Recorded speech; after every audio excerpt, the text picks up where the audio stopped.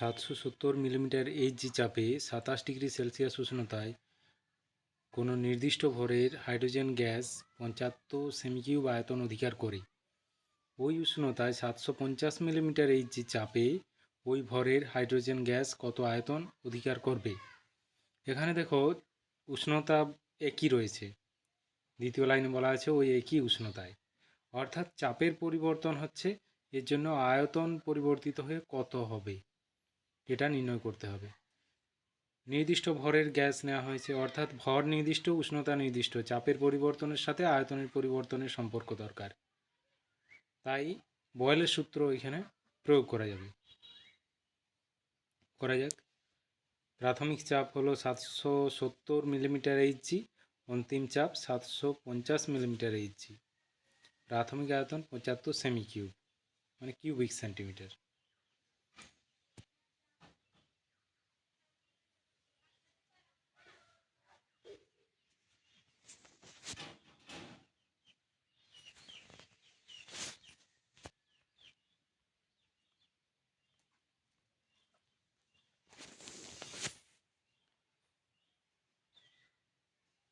গ্যাসটির প্রাথমিক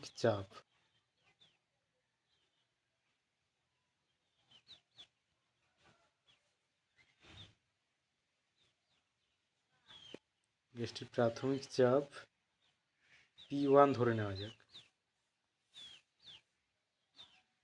P1 সমান 770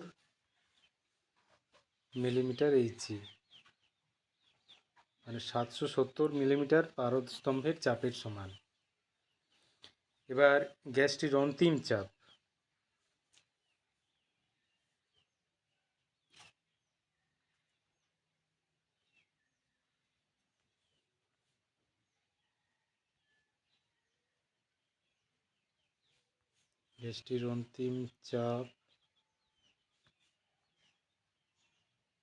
P2 সমান 750 মিলিমিটার এইচজি।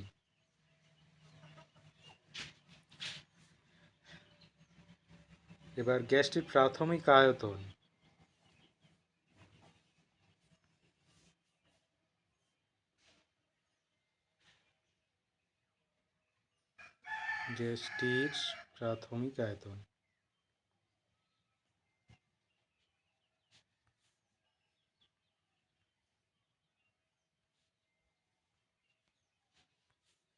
এটা V1 ধরি, V1 সমান 75 কিউবিক সেন্টিমিটার। গ্যাসটির অন্তিম আয়তন অজানা, এটা ধরি গ্যাসটির অন্তিম আয়তন V2।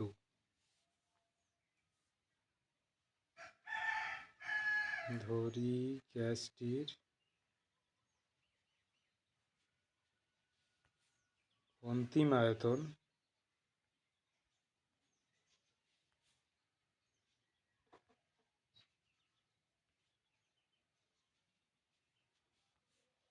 V2।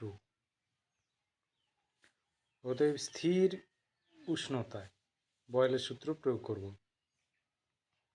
অতএব স্থির উষ্ণতায়, আর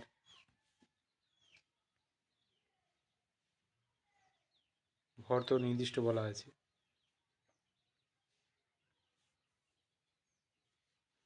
P1 V1 সমান P2 V2।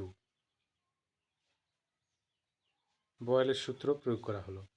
এখান থেকে V2 সমান পাওয়া যাবে P1 V1 বাই P2। এবার মানগুলো বসানো যাক। P1 প্রাথমিক চাপ আছে 770 মিলিমিটার এইচজি, প্রাথমিক আয়তন 75 কিউবিক সেন্টিমিটার, অন্তিম চাপ 750 মিলিমিটার এইচজি। তো এটা এবারে ক্যান্সেলেশন করে ছোট করতে হবে। 0 0 10 দিয়ে ভাগ করা হলো, উপরটা 770 হয়ে গেল 77, নিচে 750 হয়ে গেল 75। এইবার নিচের 75 উপরের 75 ভাগ হয়ে যাবে, 75 একে 75। এবার ৭৭কে ১ দিয়ে গুণ, ৭৭কে ১ দিয়ে গুণ করলে হয় ৭৭। ইউনিট দিতে হবে। যেহেতু প্রাথমিক চাপ কিউবিক সেন্টিমিটার ছিল, অন্তিম চাপও কিউবিক সেন্টিমিটারেই হবে, সমান ৭৭ কিউবিক সেন্টিমিটার। এবার উত্তর লিখতে হবে, গ্যাসটির অন্তিম অবস্থায় গ্যাসটি ৭৭ সেমি কিউব আয়তন অধিকার করবে। অতএব অন্তিম অবস্থায় গ্যাসটি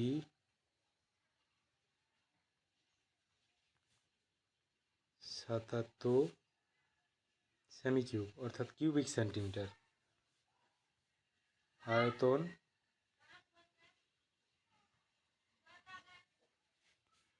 অধিকার করবে।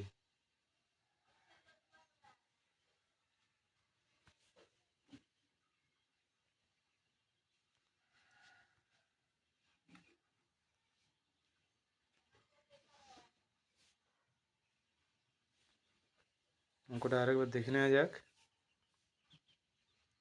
বলা ছিল নির্দিষ্ট ভরের গ্যাসের প্রাথমিক চাপ দেওয়া আছে 770 মিলিমিটার এইচজি, এবং এই 770 মিলিমিটার এইচজি চাপে একটা নির্দিষ্ট উষ্ণতা বলা আছে, সেই উষ্ণতাতে আয়তন V1 সমান 75 সেমি কিউব।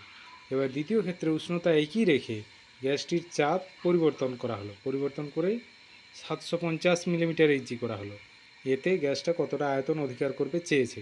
ধরে নিলাম যে গ্যাসটি V2 আয়তন অধিকার করবে। এরপরে স্থির উষ্ণতায়, নির্দিষ্ট ভরের যেহেতু গ্যাস তাই স্থির উষ্ণতায় P1 V1 সমান P2 V2, এটা বয়েলের সূত্র প্রয়োগ করা হলো। এখান থেকে V2 সমান P2কে বাম দিকে নিয়ে গেলে P1 V1 বাই P2 হবে, সেটাকেই ঘুরিয়ে লিখলাম V2 সমান P1 V1 বাই P2।